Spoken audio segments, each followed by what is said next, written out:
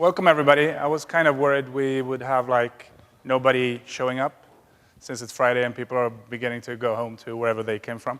So it's nice to see so many people attending. I'll probably be walking everywhere in the room because I have kind of a hard time standing at the same place during the presentation. So what I'm going to talk about today is, since I founded the company 5 years ago, we've seen a transformation in the way clients are buying and in the way we are selling to clients. So we're a company focusing on value-based selling. We focus on inbound marketing because we're a gold partner to HubSpot. And we onboarded with HubSpot because we saw a demand from the customers where they needed to understand how things are changing and what's happening in the digital area of the buying and selling. So what I'm going to talk about today is sales and marketing alignment and the challenges we have. So why are we still fighting between sales and marketing? And this is something I can see when I speak to other agencies or even when I speak to end clients. So just before I go into detail and start my presentation, how many of you are today HubSpot partners? Agency partners? Okay. So how many of you are in marketing, working with an end client, not a partner to HubSpot? Okay, good. How many sales reps or salespeople do we have in the room?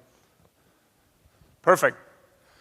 So many of the sessions have been probably focusing a lot on marketing and inbound marketing. So I'm going to focus on both, and I'm going to present the model we have, which is taking outbound traditional sales, combining it with inbound marketing, and we have a model for this, which we think is pretty interesting. So let me start off by showing you this picture. Does anybody know who this is? Perfect. This is me. And the reason why I'm dressed in a suit is because I wanted to make a point that I'm actually a sales guy from the beginning. And when many of you saw me today when you entered the room, you were probably perceiving me as the traits a salesperson has in the eyes of marketers, right? So as perceived by marketers, this is I. So the traits is that sales reps are not understanding the value of brand and marketing at all. Too much product and focus on selling and not building value for the customer, right? And we're cavemen. I actually had discussions with several clients where the marketing people call the sales reps cavemen because they don't understand, they're not strategic, they're out fighting the war, they're closing the deals, they're going through the meetings, but they really don't understand why it's wrong to pull up a PowerPoint showing 15 slides and pushing it in the face of the customer again and again and again. So the ones of you who are marketers now had a good laugh. So who is this? Marketing. So this is you, marketer, in the eyes of the sales team. So what does this mean? Well, we see you as naive. We see you as people who don't understand sales. And I'm speaking on a general term now, from sales to marketing. This is the way salespeople see marketers. We also see you as somebody who can help us print stuff, help us with roll-ups, help us with product sheets, whatever. So very tactical, very boring, kind of a schoolgirl's kind of work, right? And you're totally up in the cloud because you're not meeting with the clients, you don't know how to close the deals, and you're not in the... So if you produce a campaign and the sales reps really don't get why you're doing this, who is the target, and what's the aim with the campaign? So building brand is not selling. So this is the world we're living today. So sales and marketing alignment, we've been speaking about this for many, many years, but where are we really today? If we look at some stats, which I've pulled from different sources on the internet, obviously, 50% of sales time is wasted. We know that 24% of customers perceive the sales reps as somebody who speaks about products and features and not about the values from the customer's point of view. We also know that most of the content created, because we're all inbound marketers, so we're doing a lot of content production. How much of the content is actually used in a business environment? Well, 30%. We also know that almost 80% of all generated leads are never closed into deals. So we have kind of a challenge, right? So this is alignment for you. This is where we are today. We have two different parts in the same company, and we're not really aligned.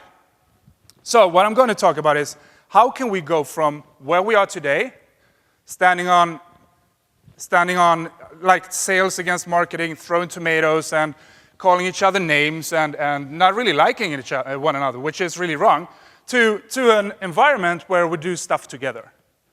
So the model I'm going to talk about is really how can we connect the sales team with the marketers in a way that really achieves results. So the unified business model is all about one organization. It's about one process. So it's one organization of people working with sales and marketing together, right? Not one sales organization and one marketing organization. We have one process, which is the sales and marketing process, because we want to measure everything we're doing with relevant KPIs. So everything which is happening on the marketing side, generating deals for the sales reps and the company, we should be able to measure that. And the sales rep who actually is pursuing an opportunity, he loses the customer, this should be measured as well and collected in the buckets we have in the model. Because everybody's speaking about nurturing. Everybody's speaking about, inbound marketing, converting the leads into marketing leads and sales leads. So that's what we need to do. And I'm going to talk a little something about caps and hats. So that's interesting. If we start with the sales side, we have the first part, which we call the prospecting part. And for everybody to know, if you're not in sales, people are different. Some sales guys love crunching the widgets, going through the lists, finding potential deals and leads, finding the right accounts to pursue, right? Other sales reps like to close the deals, and then we have some kind of reps in between. So the ones doing the prospecting are focusing on delivering high-quality lists. So now we're speaking outbound and cold calling. Pretty much warm calling because they're doing kind of most of the work, preparing the hunters for the prospecting part where they try to book the meetings. So this is kind of a junior role. This is a guy or a girl who is pretty new into sales, but really, efficient and really loves to learn a lot, and it should be analytical in the mindset as well. Going through lists, going through data, and producing lists for the hunters so they can actually book meetings. So the hunting part in the model is there basically to place the calls based on the targeted account lists the other people in the organization, the prospectors, have produced. This is where the model starts to go and starts to connect marketing with sales. Because just because you're sitting with a phone and a well-prospected, targeted account list doesn't mean you don't need to speak to marketing. So set up campaigns together with marketing. You could do cold calling and cold emailing as well.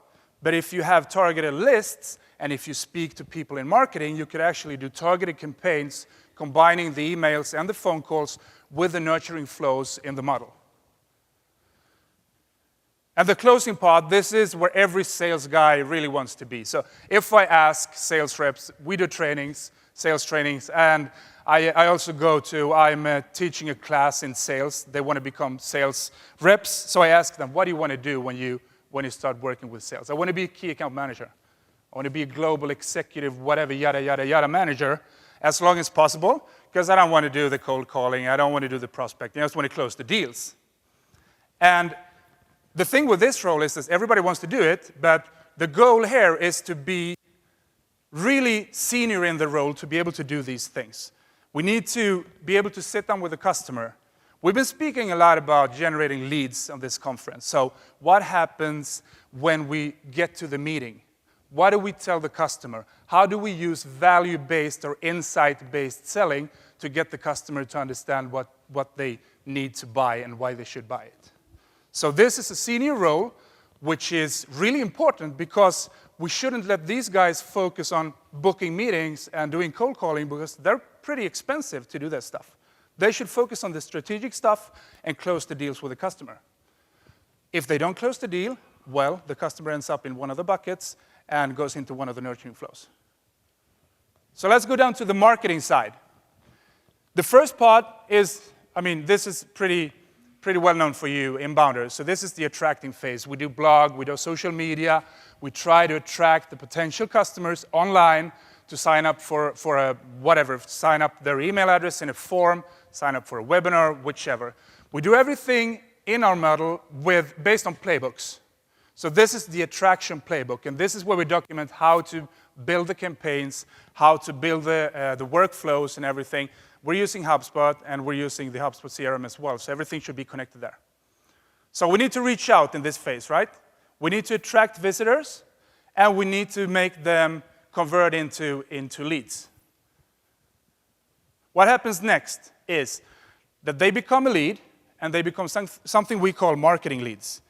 So we've defined it as marketing leads, not marketing qualified leads, but it's the same thing. What are we doing in this phase? We're focusing on conversion campaigns. So conversion campaigns is focusing on what it says, converting the leads into marketing-ready leads, and they would eventually end up as sales-ready leads and be a customer or a booked meeting. So this requires insight-focused content. So we need to make the customer understand what they need to do, what kind of solution they really need to choose, and the reason for it. So we're not selling the products, we're making them understand the value of working together with us as consultants, not buying the products we have, because they don't even know what kind of products we have in this phase. They just want to, we just want to make them feel that we bring value. So that's what we're communicating in these campaigns. This is also the bridge into sales, because this is where we make them interested enough so that they will eventually end up with a sales guy, with a closer. So the closer will contact them, book a meeting, the meeting will be booked, the closer will have the meeting, and hopefully close the deal, right? And this is important because the campaign managers need to work with the online broadcasters, and I'm going to show you in the model. An online broadcaster is the one doing social media, the one doing blog posts, the one doing the attracting phase. So they need to work together. Campaign manager sets up a campaign, and the communication is done by the online broadcaster. So the final one, and now we're ending up with a sales qualified lead, or the sales lead. So what happens here? Well, we need to convert the marketing leads, or the marketing qualified leads, into sales leads. So what is a sales lead? This is one of the toughest questions you could ask a customer or yourself, because the reason why many of the leads never close is exactly because they're really not defined. What is a sales qualified lead? Is it somebody who clicked on several parts of the web page, somebody who filled out like 10 forms? Is it somebody who filled out a form and told the company that I want to be contacted by sales? Yeah, that's a sales qualified lead, but how often does that actually happen? So we need to define what this is, and we need to target the ascension campaigns we have in this case, where we ascend the marketing leads into sales-ready leads. So we know what they're interested in, a specific topic, a specific part of challenges in their organization. So we need to communicate this with ongoing campaigns until they actually jump on some of the offerings we have and become a sales-ready lead. And again, they end up with a closer, the senior salesperson, who then books the meeting and closes the deal.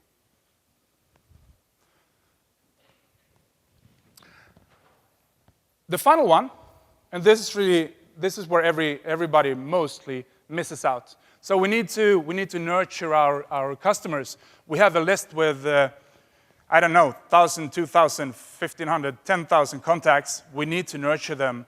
And what happens if a sales guy loses he goes to an appointment, he goes to 2, 3 appointments, the customer says, no, I'm not buying right now. So what happens then?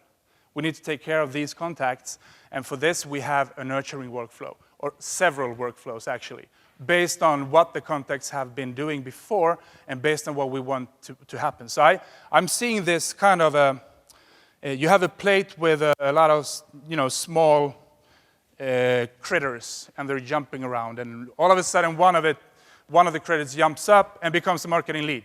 So you catch it. And when this animal has told you what it's looking for, we communicate with it in the way we know, based on personas, based on targeted marketing, and everything we know, so that we awaken an interest so that they actually choose to say, yes, I'm interested in exactly this you're communicating right now, and they click on a link, they fill out a form, and they go to sales. So the goal for the nurturing is to convert marketing, converted into marketing leads. And this is mostly focusing on existing leads who are not ready to buy, who are not even marketing qualified leads. These could be lists. These could be customers we lost before. This could be, as I've said several times, when the sales rep doesn't, well, he's trying to close a deal and he doesn't accomplish it. These end up in one of the buckets, the nurturing buckets the customer has. So the goal here is to pull them up from the nurturing bucket and make them a customer at the end. So to be able to do this, we're back again on the attracting phase, which I began with on the marketing side, which is we need to educate the customers. And when we're doing sales consultancy, we speak about the need of challenging your customer. So basically, the customer is always right. I normally say the customer is mostly wrong because he doesn't know what he needs, or she doesn't know what she needs. Because if you, as a customer, if you knew what you needed, you wouldn't be speaking to a sales rep, right? Or you wouldn't be speaking to a consultant either. So we need to educate them to make them interested enough to go up into the model. And this is kind of a best practice for this. Each time the campaign manager creates a conversion campaign, the broadcasters, the ones in the initial phase of the communication, will be able to reconvert a portion of the nurturing leads.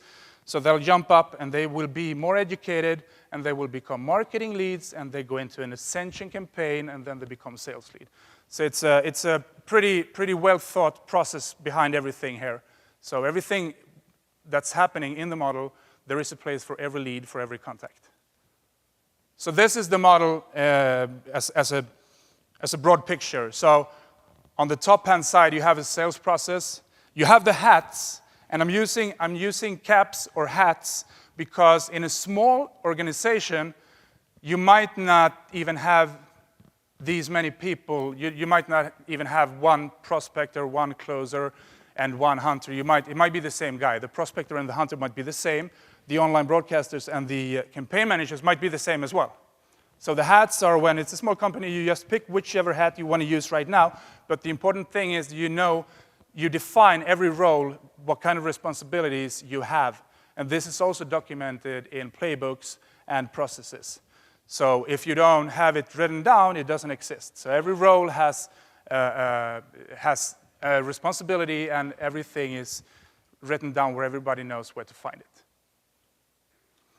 So just to give you an overview, I've gone through it quickly now, but just to give you an overview, prospectors find potential target accounts. So they give lists, they pass on lists to the hunters. The hunters, they book meetings. So based on the lists, and we know that almost 50% of the time today in a general company, in business to business, the sales reps are focusing on going through lists, going through the CRM systems, to finding whichever customer might be possible to contact and might be a good fit. So by using junior roles in the beginning, we're eliminating the senior roles and the cost of having a senior person doing this. So the hunters, they book meetings for the closers, and the closers close the deal, and it ends up with an account manager or a key account manager who is basically managing all the existing clients. What happens, as I said before, if the hunter doesn't, he's not able to book the meeting, so the customer says, I don't want to meet with you.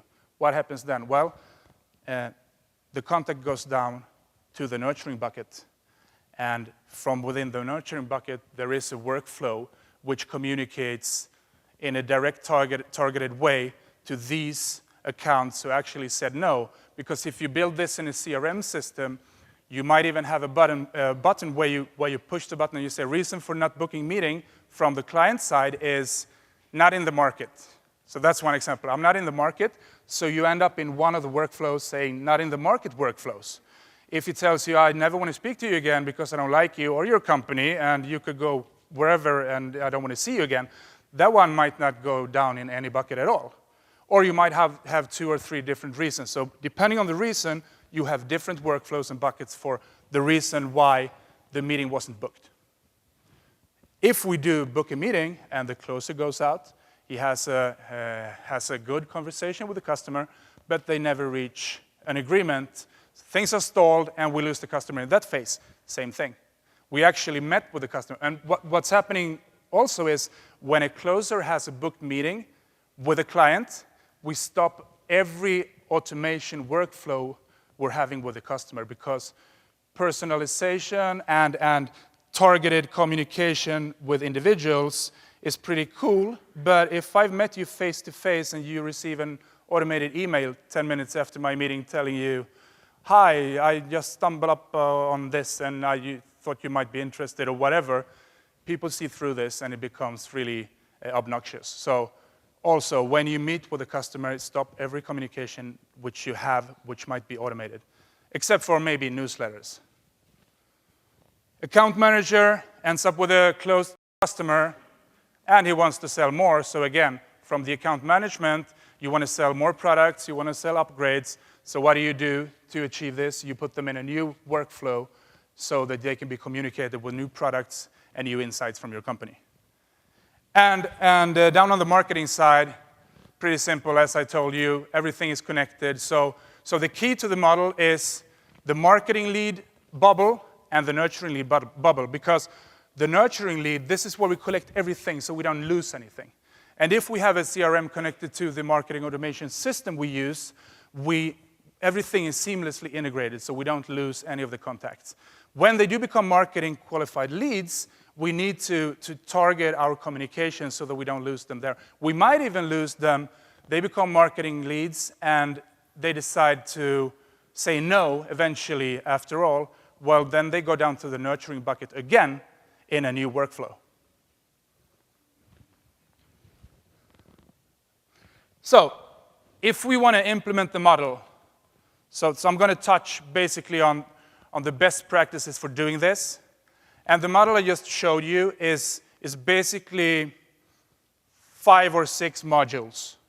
So what we do when we meet with customers, in most of the cases, they want to know about inbound marketing, and they want to know about how can we generate leads. So 8 out of 10 times, we start with inbound marketing, and we offer them retainers, 12-month retainers. We don't want to do kind of project work, so we want to sign them up for 12 months. But the model is actually a 36-month commitment from the customer, where we normally, one normal example, general example could be, we start with the inbound marketing module, then we optimize it year 2. We set targeted goals, sales goals. We make everything we have in the model even more efficient, and maybe year 3, we go into the sales part, where we start coaching the sales reps. We build a sales process for the sales reps. And remember that the area we're focusing in on today, and always have been, is business to business and complex sales environments. So long sales cycles, complex products. So everything needs to be connected. But if we go into the best practice implementation, as I said, normally 2 to 3 years before the model as a whole is implemented. So this is good for us as an agency, and because we can tell the customer, you're not going to have everything solved in 6 months or 12 months. It's going to take 3 years. But you can jump on now and do the inbound part. It's going to be 12 months, and you're going to see results. If you want to see really, really good results, you might focus an additional 12 months into the future. And if you really want to be the best in class in whatever you're doing in sales and marketing, this might take 3 years. It might take 5 years to get everything working. But you need to start somewhere. We focus extensively on documentation. So everything we do is built into a playbook, which we hand over to the customer.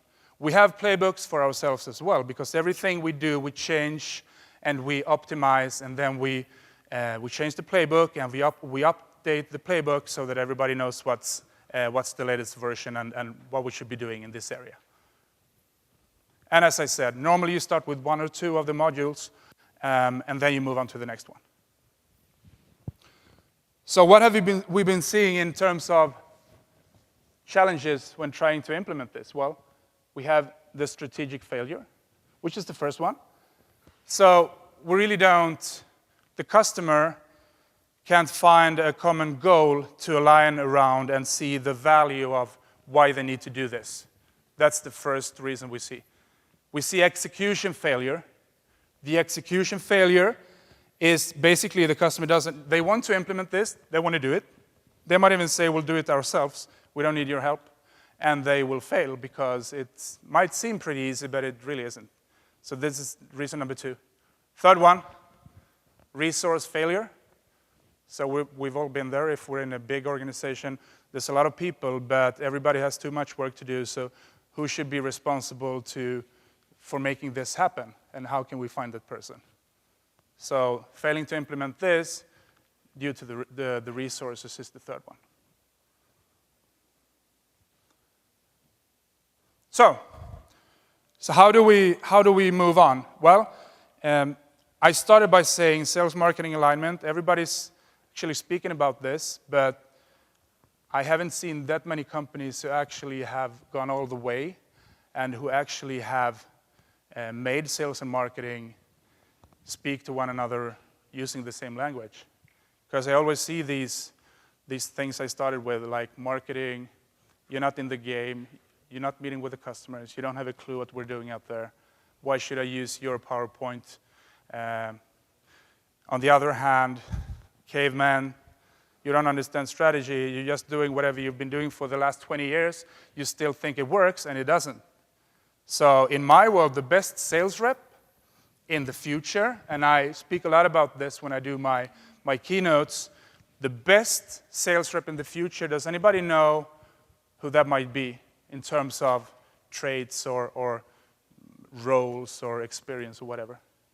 So if we have, Gartner actually released a report a few years ago saying that year 2020, 80% of the sales reps, if they go on working in the same way as they do today, will be eliminated by robots, by automated processes, and they will not be needed. Because 80% of the sales reps are really crappy. They are really crappy because what they're doing is they're focusing on, let's speak about the product. I love my product. I love my company. I love myself. I love everything I do. So it's kind of like dating. I mean, if you go out on a first date with somebody and everything you do is speaking about yourself, your job, your experience, whoever you are, and your whatever, everything is about you, do you think you're going to have a second date with that lady or man? No. Why do we do the same thing when we're selling? Why do we speak about ourselves, our products, our references, our business cases, our whatever, and then when the customer doesn't want to speak to us or meet with us again, we really don't understand why. So it's kind of when you're dating and you meet with, in my case, I have my girlfriend here, so I'm not in that kind of I'm so thankful I don't have to date anymore because, I mean, it's kind of playing the game and everything connected with it. But let me give you an example. You go out on a date, and for me, the girl, and you call her the next day. She doesn't answer. So you send her an email. She doesn't answer your email. So you send her 3 emails. And she doesn't answer those emails. You call her 7 times. And she doesn't answer. And she's like, with her girlfriends, she's like, Jesus, have you seen this guy? He's called me 7 times. He sent me a bunch of emails and SMSs. And why doesn't he get it? And we're doing the same thing when we're selling. Hey, did you get my proposal? Well, yes, I got your proposal. Okay, have you read it? No, I haven't read it. Okay. Calling again, and again, and the customer goes like, I don't want to talk to you because you're just pushing yourself in your products. What happens when we pull back? What happens when we stop communicating with the customer? Eventually, if whatever we did in the beginning was any good at all, the customer comes back to us. Exactly like dating, like the game of dating. So I don't have the time. I don't want to focus on this woman anymore because she's not answering my emails, she's not answering my calls. So I'm actually not interested. 3 weeks later, she calls me. Why? Because maybe she had a proposal and she had thought it over and maybe it wasn't that bad and the guy hasn't called me back, so he must have other options, right? So now it's interesting. And one of my friends, normally he's still single, and I pretty much guess why. He makes it a thing to date 3 girls at the same time. Why? Why? Because he has options. So if one of them tells him, I don't want to meet with you, that's fine, I have 2 others. And that's the same thing in selling, right? So if you have 3 big deals instead of 1, you're going to be focusing on all the 3 deals, and it's not going to say, I need to close this, I need to close this. And you're not going to be the pushy sales rep. And the best reps, the best sales guys, are the ones who can act that way, even though they might only have 1 deal. So they send value, and the customer perceives value from the sales guy. So, pretty long talk from my side, but the question was actually, what kind of traits does a sales guy have to survive in the future? I saw a hand right down there.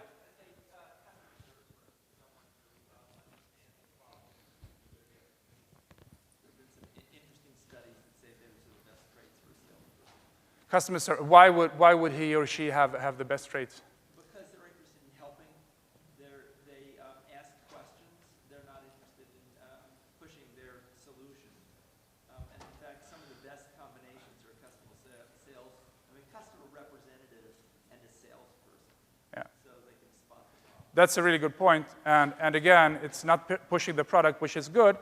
But I would say the best, and it goes in line with what you're saying, the best sales reps in the future are actually marketers. And marketers who can sell. So we have a lot of terrific marketers. I really don't like contacting customers. I really don't like booking meetings with them. But you have a lot of value you need to bring to the table. So if you can make sales reps do that, that's pretty cool. So don't fight. Work together. And again, baby steps. That's the main part of the solution, is to take baby steps. Do everything 1 time at a time. So baby steps. So key takeaways before we end for Q&As. And another thing I have planned is, so build the organization, build the process, and the KPIs. And the KPIs, they differ from client to client. There is not a set amount of KPIs everybody can use. It's different with different clients, right? Build in modules. So focus on a small part, make that work, and focus on another part to make that work as well. Leads are worthless. Not only bad, they're totally worthless if you don't close them into deals. So the leads you marketers are generating, and they might be good. If the sales reps don't close them, they're not good enough.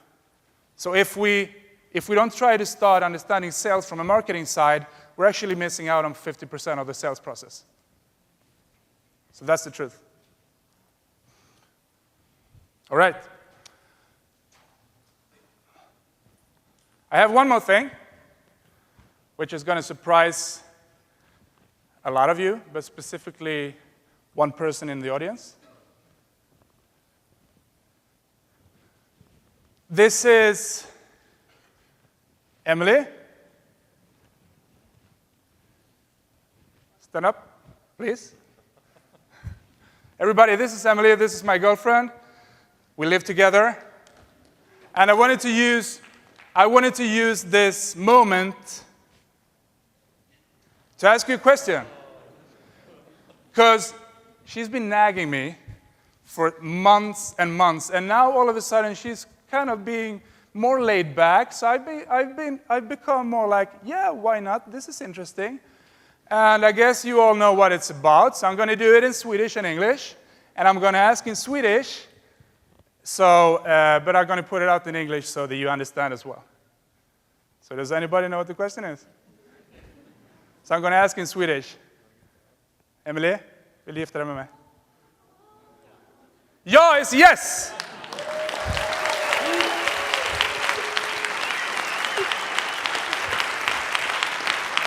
Thank God for that. Thank God for that. So the reason why she's not been, you can sit down now.